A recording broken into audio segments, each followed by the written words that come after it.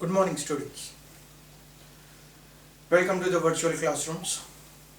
Today we will be starting with the second chapter, Structure of Atoms.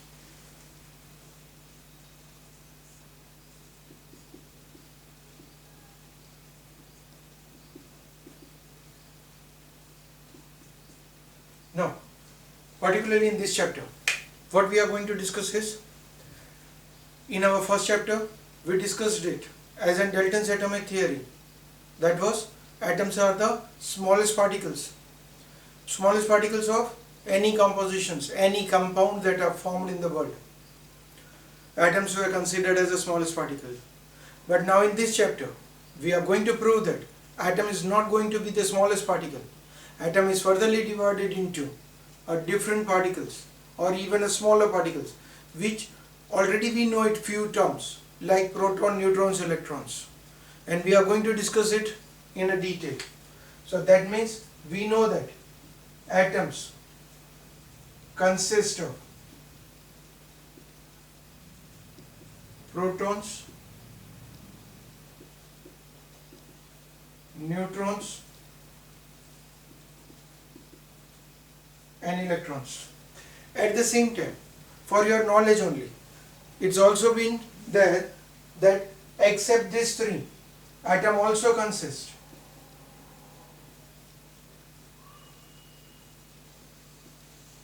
of some stable and unstable particles. Now, what are those stable or unstable particles? In a more detail you will be having in physics, or still these particular points are under the studies of the science, and so they are not discussed in the syllabus. But those are like, you are having it as in stable or unstable particles, like stable particles, positron, neutron, graviton, antiproton, positron, etc. etc.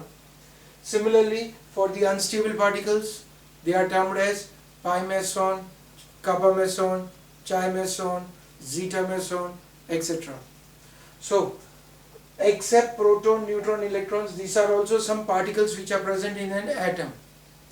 But the most important, or you can say that these are the three fundamental particles of an atom. So, we are going to study about these things in our structure of atom, how they are placed, where they are placed, how they are functioning it, what is their functions, like that. Now, this was not a work of a single scientist. This was a work of number of scientists and number of years it took it to complete the study. Some of the studies which were there in our lower standards, that were like who discovered proton, who discovered neutron, how the electrons were discovered, how did the name came that J.J. Thomson discovered the electron, even some experiments like Rutherford's theory, right? Drawbacks of Rutherford's theory, what were the postulates of the Rutherford's theory, all these things were been there, right? Same thing is there in our syllabus also. We are having it. Starting of chapter starts with how the electrons were discovered. Electrons, we know it that electrons are also discovered as an cathode rays, right?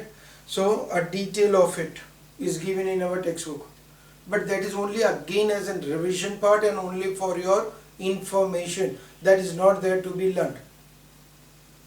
A rare case, if some examiner, a rare case, one question might be there, but that is only for objective questions. So we are not going in the detail of those studies, right? You have already studied it, or if necessary you can revise it from your textbook. I am not discussing those theoretical parts with you of the chapter, because many important topics are there, right? Okay, so from your starting of the chapter you can read it if necessary by yourself. Particularly, the most important thing that we want to discuss is the structure of the atom. When we are discussing it, the atom is made up of, as we already wrote it, proton, neutrons, electrons, right? So how to write the atom? symbolic representation of an atom. I am writing the symbolic representation of an atom. Suppose the atom is there, then this is a symbol, suppose symbol of an atom. Then this is an incomplete. Simply if I am writing carbon, C is a symbol of an carbon, but how to represent that completely? So whatever here we are writing it, atomic number which is indicated by Z will be always written onto the left side base. Left side base of an atom will be always representing atomic number. On the exponential factor, it will always indicate atomic mass number, which is symbolized by A. On this side, on the right hand side, if there is any charge, I am not saying that every time the atom will have a charge. Atom can be neutral. When it has a charge, it becomes ions. So when you want to represent the charge will be always represented as right side exponential factor. And over here on the base side, number of atoms in a compound or molecule. This is always going to be the way how the atom will be represented. So many times it may not be indicated to you, but it's symbolized. Then you should be able to recognize it. For example, if it is given to me, U92, 238, right? I am simply writing it, U92, 238. That means immediately it should strike out atomic number, atomic mass number. Suppose if I am writing it as an O minus 2. So oxygen is there with a minus 2 charge. At present only the charge is written. If I am writing its number 8, 16, atomic mass number 8, 16, it's a fixed position. You can't write anything on any side. So this is particularly the symbol to write an atom. Okay, now based on this, to write an atom, we should also be able to recognize that once we get the symbol to be written on it, how can we know it that what are the number of protons, what are the number of neutrons, what are the number of electrons present in an atom? So in that case, if we say it, let us make it as a study of the how to calculate the number of protons, neutrons, electrons or charge or maybe atomic mass in the given compound. So for that, first of all, number of protons, they are always equals to atomic number. That means proton is equals to atomic number. At the same time, the second point that we are having it, number of protons are also equals to number of electrons when atom is in neutral format. In a neutral form, when the atom is in a neutral form, when it is in the charged form, number of protons are not equals to number of electrons, because that charges will change number of electrons in an atom. So when it is in a neutral form, number of protons will be equals to number of electrons. So from this can we write it P is equals to Z is equals to E. Third form, atomic mass is equals to number of protons plus number of neutrons. Atomic mass, that means which we already indicated as A.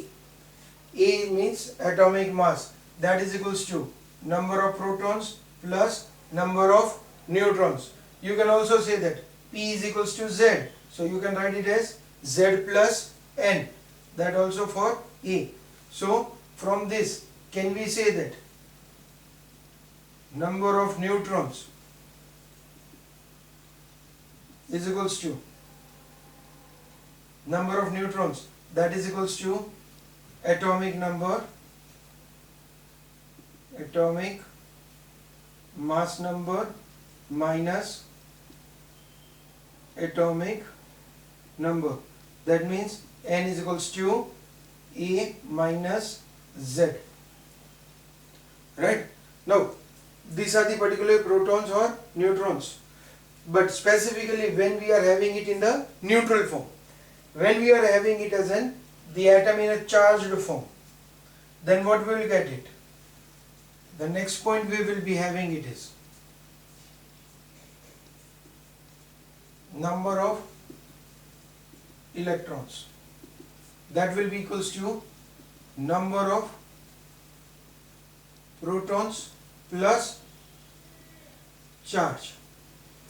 Number of proton plus charge. Now, here you have to be very careful. Plus or minus I am putting it for the charge. Right? The reason is, whatever the number of protons are there, they are there. But additional to it, the charge, if you are having negative charge, means you are having additional number of electrons. If you are having it as a positive charge, then that many number of electrons are reduced. So, for positive charge, you will have number of electrons is equals to number of protons minus charge. See, what you have to do it is, if I want to calculate it, number of electrons, number of protons minus charge. For negative charge, number of electrons is equals to number of protons plus charge.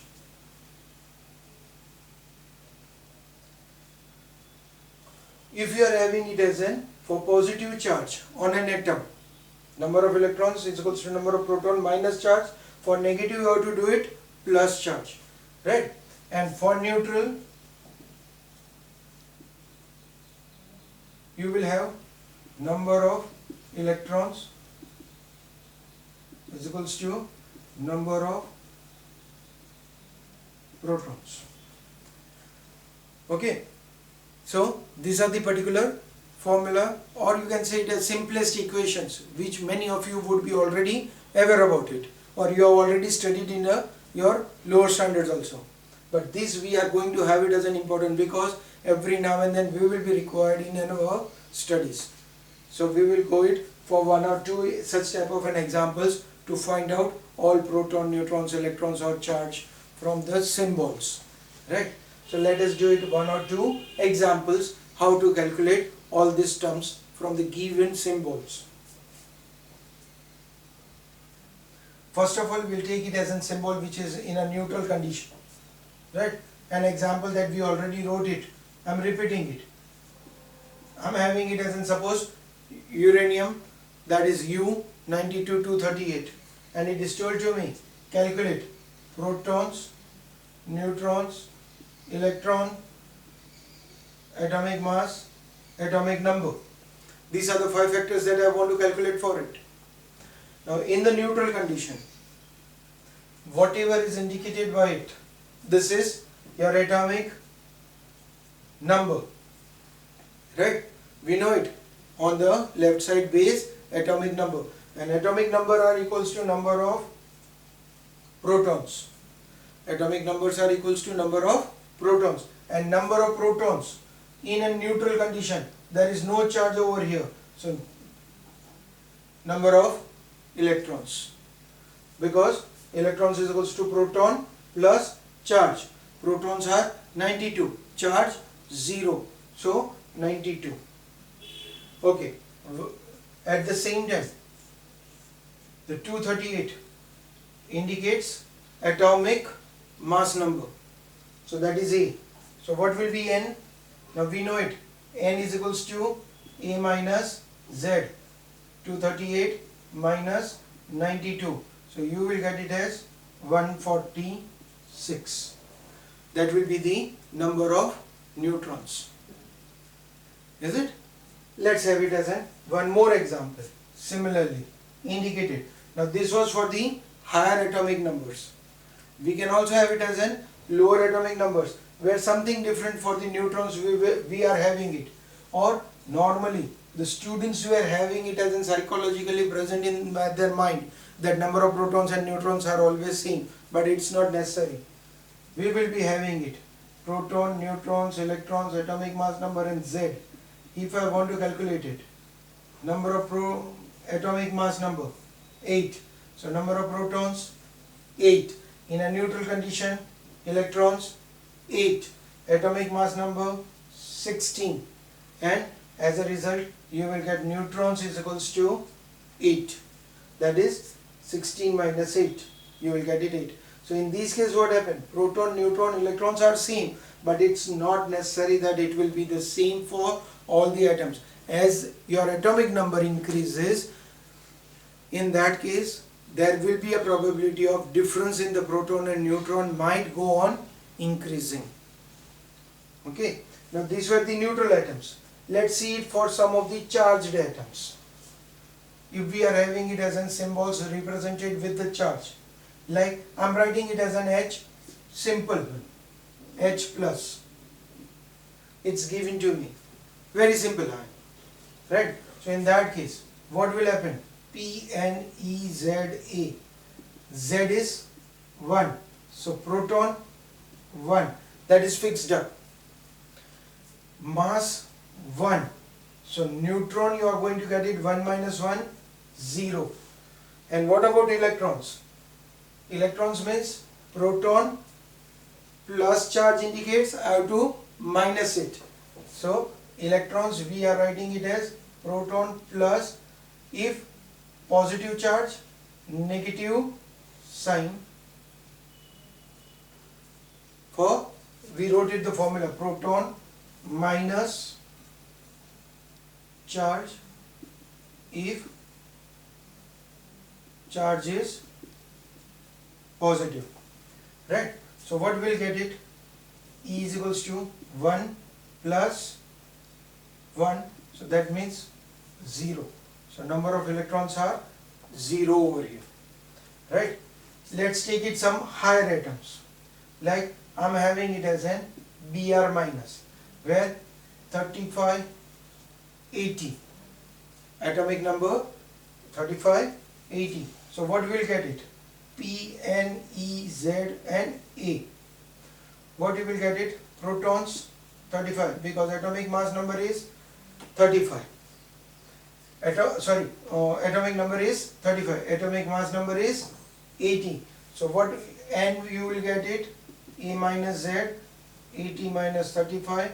That means you will get it 45 neutrons. Right? And what about electrons? Electrons we will be having it as an proton plus charge, because charge is negative, right? So in that case what you will get it? 35 plus 1 charge, that means 36 electrons are present in the Br minus.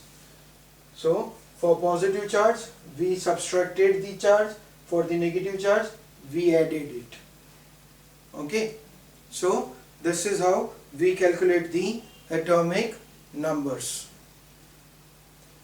Okay, now based on this we do also have some other things to understand it, that it's not necessary that every time I will have an atoms in the form of charge with a difference in their mass number or atomic number or maybe something, right? We may have sometimes atomic number same, we may have sometimes atomic mass number same, we must have number of electrons same, we can have it number of neutrons same. So they are considered to be as some specific units, but that unit we'll do it in our next lecture. Thank you.